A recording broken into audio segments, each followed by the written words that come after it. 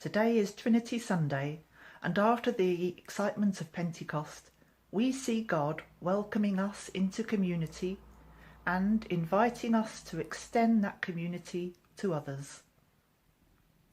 Have you noticed in recent years the rise of non-gendered pronouns? The way to speak about a person used only to be he or she, but now we have a third option.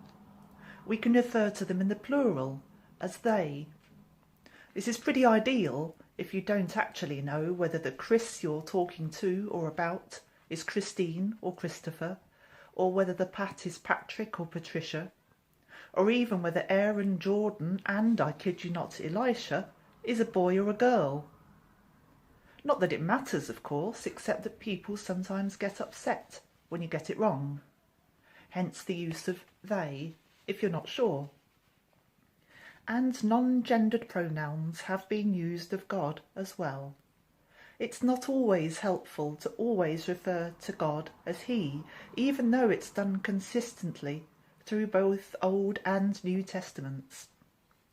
It's perhaps even less helpful to use he for the person of the Holy Spirit, and you'll often find people referring to the Spirit in the feminine. Not everyone will react well to that, but then not everyone will react kindly to what is the status quo. So today of all days, when we celebrate the Trinity, one God in three persons, it seems most appropriate to use the word they and them, even though we're talking about the person of God, one in three and three in one. And an image that is commonly used to represent this is the very famous painting by Rublev, called the Icon of the Trinity, sometimes also referred to as the icon of the hospitality of Abraham. The picture in this icon is based on the story in Genesis when Abraham received three mysterious strangers to his tent. He invited them in and gave them a meal, and they turned out to be angels bringing the message to Abraham and Sarah that despite their old age, they would have a son within a year. You can read about this in Genesis chapter 18, verses 1 to 14. There are many other icons which take this theme, but Rublev took the elements and stripped it back to basics, and then cast it into a supremely Christian context. The three visitors are definitely represented as angels. We can see that by their wings, but we can also understand them to represent the three persons of the Trinity. The house at the top left represents the tent of Abraham and also our eternal home to which we may aspire, which Jesus referred to in John chapter 14, verse 2, where he said, "My Father's house has many rooms. If that were not so, would I have told you that I am going there to prepare a place for you?" The mountain on the right-hand side seems to be bowing to the group of three. All of nature bows in worship to God. And in Psalm 97, verse 5, refers to the mountains melting like wax before the Lord of all the earth. In the centre of the image is a tree. In the Genesis story, this was the oak under which Abraham was sitting when he received his guests, but in a Christian context, a tree represents the cross on which Jesus was crucified. The three figures are sitting around a table. For us, that represents community. We are never closer than when we eat or drink together, and community is so important to us. It's one of the things we've missed so much over the past few months. It will be one of the things we'll have to get used to doing again as restrictions on gathering together are slowly and cautiously lifted, and we start to go out to see our friends and families again, albeit in small numbers and still at a safe distance. However, because this is a religious icon and a religiously significant picture, this isn't just any old table. Abraham served a real feast for his guests, with roasted meats, and bread and wine, but here all that is represented is a cup and what looks like a lump of bread in it, which we will recognise as the elements of communion.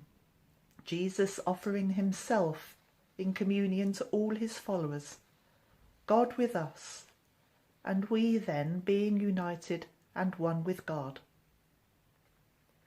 The most important part of the picture is possibly the space at the front. The viewer stands before the icon and then becomes the fourth person at the table, invited into the sacred space with the members of the Trinity. Each of us is invited to take our place at the table in this fourth spot. There's a little square on the table, and it's thought that some of the original pictures may have had a mirror placed there, so the person looking at the icon could see themselves reflected and be aware of being in the presence of God. The three figures are not an attempt to represent directly the three persons of the Trinity, but simply suggest aspects of God's nature. Their gestures of blessing and the way they are seated suggest a circle, a symbol of eternity. Whoever welcomes God as Abraham did finds themselves welcomed by God, welcomed into a communion of love and joy that has neither beginning nor end. The priest and author Henri Nouwen wrote this: "Long ago in Russia there were many attacks made on a small town, and in a certain monastery the monks got very nervous and could no longer concentrate on their prayers because of all the violent conflicts throughout the town. The abbot called his icon painter Rublev to paint an icon to help the monks remain prayerful in the midst of restlessness, trouble and anxiety. Rublev painted an icon based on the visit of the three angels to Abraham in Genesis 18, seated around a table of hospitality. He painted this icon not only to share the fruits of his own meditation on the mystery of the Holy Trinity, but also to offer his fellow monks a way to keep their hearts centred in God whilst living in the midst of political unrest. The more we look at this holy image with the eyes of faith, the more we come to realise that it's not painted as a lovely decoration for a convent church, nor as a helpful explanation of a difficult doctrine, but as a holy place to enter and stay within. As we place ourselves in front of the icon in prayer, we come to experience a gentle invitation to participate in the intimate conversation that is taking place among the three angels and to join them around the table." End quote. That image has been around for 600 years. I'm sure there's been a great deal of political unrest, uncertainty, fear and anxiety during that time. Some things don't change much, and people need reminding and need to remind themselves that God alone is constant, unchanging and eternal. We support each other within our communities and our churches, though rather more virtually than physically these days. But it's important that we don't just stick to mixing with people who are like us. God said, "Let us make humankind in our image according to our likeness." Genesis 1:26. In turn, we are also commanded to spread the news of our Christian community and to include others in it, perhaps people we wouldn't normally meet or reach out to, inviting them into the sacred space as well and making them welcome. Jesus' final words to his disciples were a command to go and make disciples of peoples in all nations, spreading the gospel of liberation and freedom and love, something the disciples started to do in amazing ways at the first Pentecost, which we remembered last week. The mystery of the Trinity is one that many struggle with, because it's simply human to try to rationalise and to label things so that they make sense. God revealed God's self through creation and through the Spirit that moved over the face of the deep and through the Word that became flesh.